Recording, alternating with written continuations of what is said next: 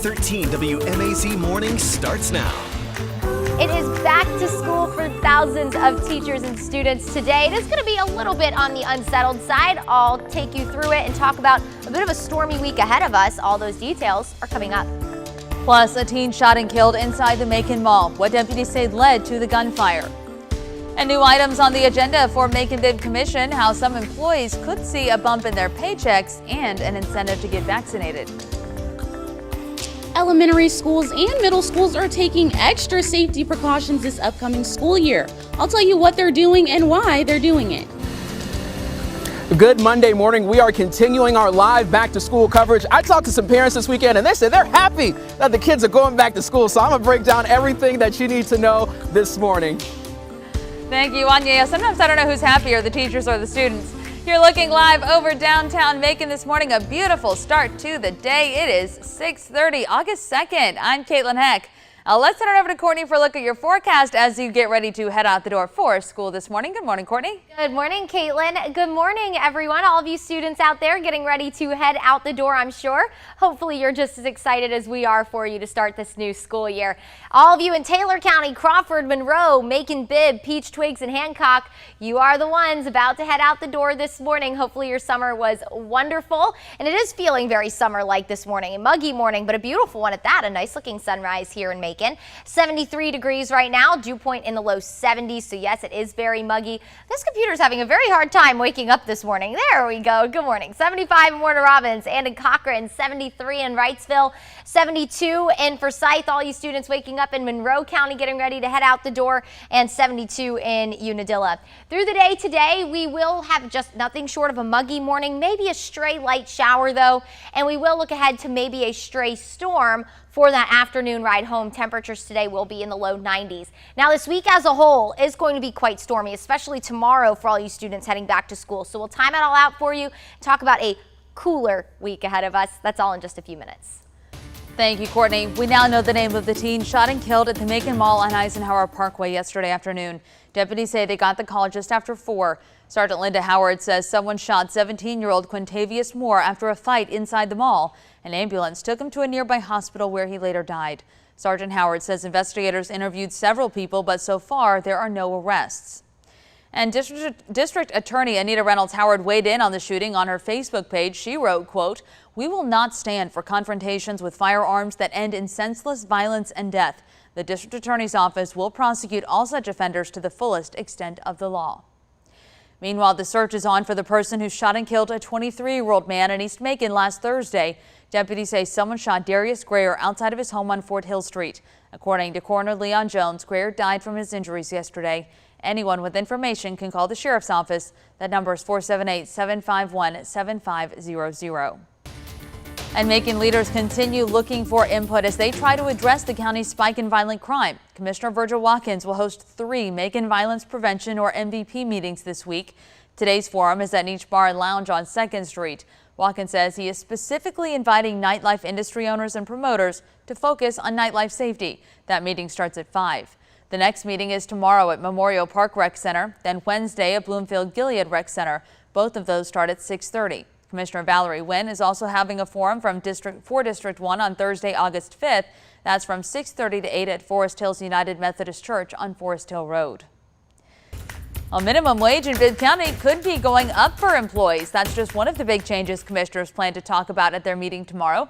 Mayor Lester Miller says he hopes the commission can bump employees up to $14 an hour by January 2022 and $15 by the beginning of 2023. The county is also considering higher salaries for first responders based on their number of years with the county. Miller says it's a good way to keep deputies. And some good news for homeowners also on the agenda. The county wants to cut the millage rate, which would decrease your property taxes. Mayor Miller says it would move from 20.331 to 19.901. Miller says the millage rate will drop even more if the OLOST, a special penny sales tax, passes this November. And an incentive to county employees to get vaccinated is also on the agenda. If it's passed, Miller says full-time employees would get $500. Part-time employees $250. He says overall they're looking to allocate about $800,000 from the American Rescue Plan for that program.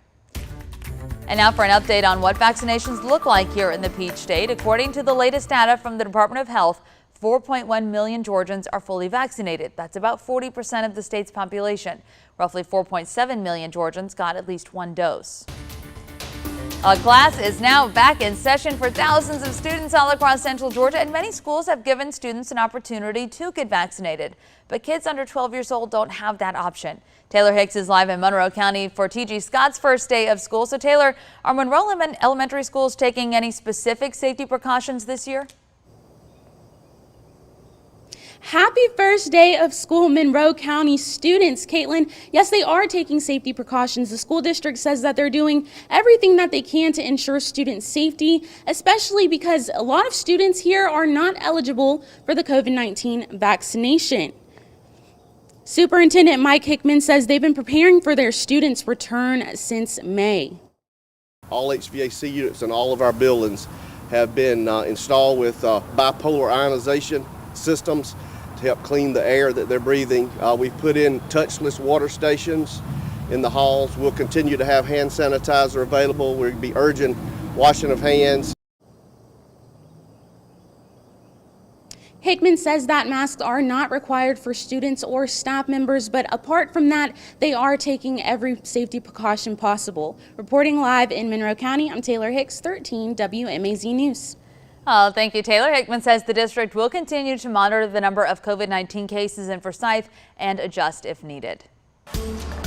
What can Central Georgians do to ensure the future of Robins Air Force Base? The Middle Georgia Regional Commission is working with the base to start drawing up a plan to address that, and they want to hear it from you. It's called a sustainability plan. The commission wants to come up with guidelines for development and growth near Central Georgia's largest employer. They're hosting a workshop this week to get your opinions. That is on Thursday from 5:30 to 7 at the Georgia Vector Training Center.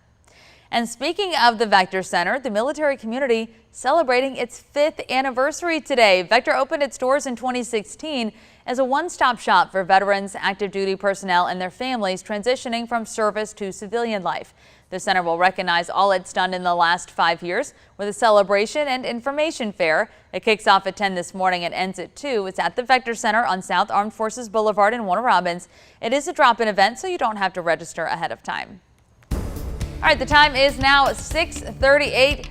Quite the unsettled forecast we have going on for the first week of class for these students, unfortunately. Yeah, absolutely. So, of course, they're packing all of their first day essentials, and within that, the umbrella, the raincoat, probably not a bad idea to pack with you as well. So let's talk about it. Happy first day of school to all of the students, teachers, and of course, faculty heading back today.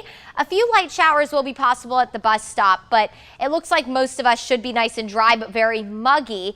For recess hour, mid-80s, feeling more like the mid-90s. And for that ride home, maybe a stray storm. It does look like most of our rain and storm activity for the day today should hold off, though, until all of us are home from even work this afternoon and evening. Happy Monday, everyone. So exciting to kick off this new school year. I know a lot of you are probably very excited to get ready to head out and about. And good news is no rain out there to be found. That will change, though, not only today, but all week long, as this front currently over the area is going to hang out here for a little while. It's going to be our friend just about all week long and offer us a rain and storm chance every single day. So let's talk about today. Of course, all of you people trying to head out to work and school this morning, you want to know when the rain's going to roll on through, and it does look like by the afternoon we'll start to introduce the chance for a few storms. But notice, like I said, here's 9 o'clock.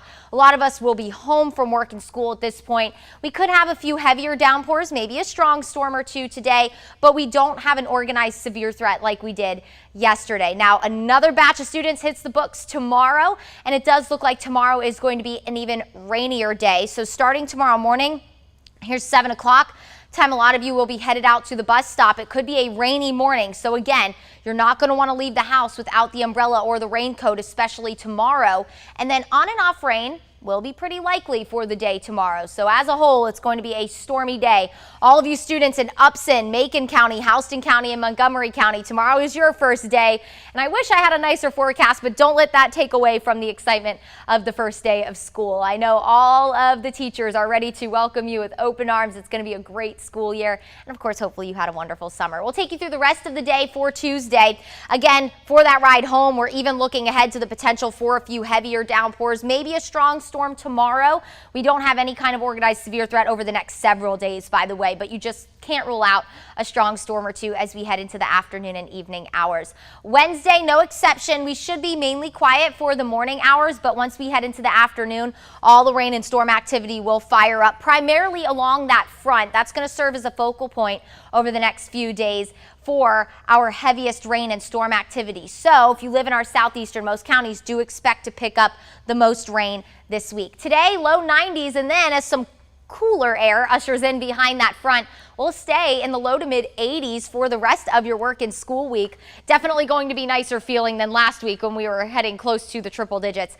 Your 7-day forecast looks like this: rainy all the way through Friday, with temperatures heading into the low to mid 80s through the end of the work week after a day in the low 90s today. We look drier but warmer through the weekend.